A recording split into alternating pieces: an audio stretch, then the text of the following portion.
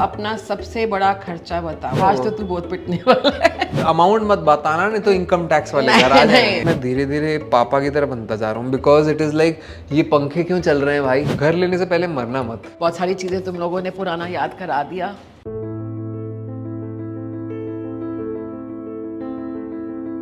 Hi, my name is Shrey Chawla. Hi, I am Rajni Chawla I promise to tell the truth, and nothing but the truth. but थोड़ा सोच समझ के। ठीक है।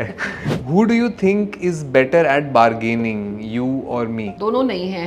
मेरी sister बहुत अच्छे से कर ली, मेरी वाइफ बहुत अच्छे से बहुत कर अच्छे लेती से है। कर लेती हैं। उनके लिए bargaining is like a birth right. और जो वो 50 रुपए 100 रुपए बचते हैं ना, उसमें उनको लगता है कि बहुत बड़ा सा हमने कुछ किला फतेह कर लिया है। Do you think I have ever stolen money from you? मुझे याद करने दो, मैंने चुराया नहीं, मैंने चुराया नहीं है, बट हाँ मैंने आपसे फालतू चीजों के पैसे मांगे हैं। जब इनको लगता था कि मम्मी साथ में है हाँ, तो मम्मी ही पेमेंट करेगी, हाँ, तो मम्मी की इतनी बुरी गत तो बना देते थे ये लोग दोनों मिलकर लीगली। मुझसे छुपाया हुआ अपना सबसे बड़ा खर्चा बताओ।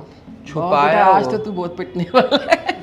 अभी एक इंसिडेंट बताती हूँ, इस बर्थडे लास्ट बर्थडे का एक इंसिडेंट बताती हूँ। ही सेड कि मुझे ये फोन लेना है मम्मी, मेरे बजट से आउट है। तो अगर मैं इसको एक पर्टिकुलर एक अमाउंट देती हूँ कि इतना तेरा बर्थडे का मेरे को देना है, देख लो अगर आप कुछ डाल सकते हो तो।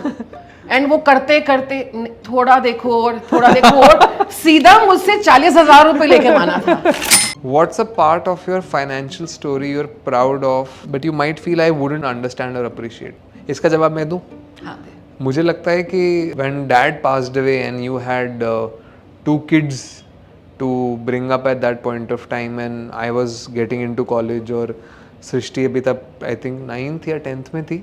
अब मुझे रियलाइज होता है that now that I run the house in terms of finances and that you also have like अभी मैं इतने में ही ओवरवेल्म हो जाता हूँ। From hardly 2 years you have been doing. हाँ, मैं 2 साल में ही इतना ओवरवेल्म हो जाता हूँ घर चलाने में कि मुझे फिर लगने लगता है कि यार आपने कैसे कर लिया 2 बच्चों के साथ।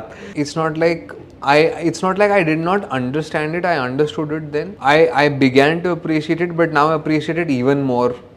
कि ये तो मतलब थैंक यू क्या मतलब, ये तो एक अलग अचीवमेंट और एक अलग फीट है जो मतलब पता नहीं शायद मैं कर भी पाऊंगा या नहीं। जब तुम बड़े हो रहे थे, क्या पैसों के मामले में मुझे थोड़ा सा रिलैक्स्ड होना चाहिए था? आप रिलैक्स्ड हो ही नहीं सकते थे। तो रिलैक्स होने के लिए पैसे होने चाहिए, तो पैसे हमारे पास कम ही होते थे। तो कोई नहीं, रिलैक्स तो कहीं हो सकते थे। जो जैसे थे वो बढ़िया था एकदम। आई थिंक हम फिर भी कंपैरेटिवली रिलैक्स्ड ही थे। एंड इस पे मैं एक चीज़ बोलूँगी कि मैं उस टाइम पे रिलैक्स नहीं थी जब बच्चे मेरे बड़े हो रहे थे, but I am very lucky कि मुझे ये अच्छे बच्चे मिले कि ये लोग अपना कुछ फाइनेंशियल जो मेरा कुछ मेरे सपोर्ट बने बड़े होके कि मुझे सपोर्ट करते हैं। एंड अब मैं थोड़ी ज़्यादा रिलैक्स हूँ कि हाँ जो भी है अब ये कर लेंगे। Would you ask me for money if you needed it? पिछले हफ्ते मांगे आपने।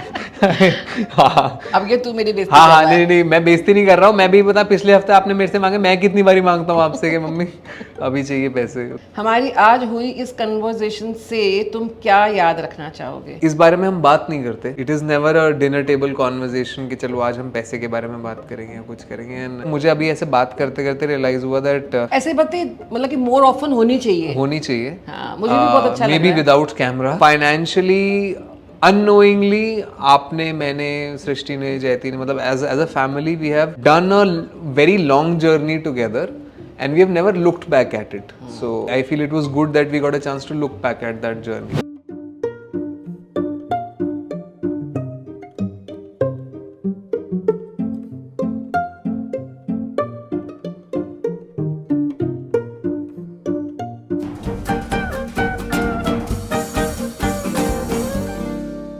Investments in debt securities, municipal debt securities, securitized debt instruments are subject to risks including delay and or default in payment. Read all the offer related documents carefully.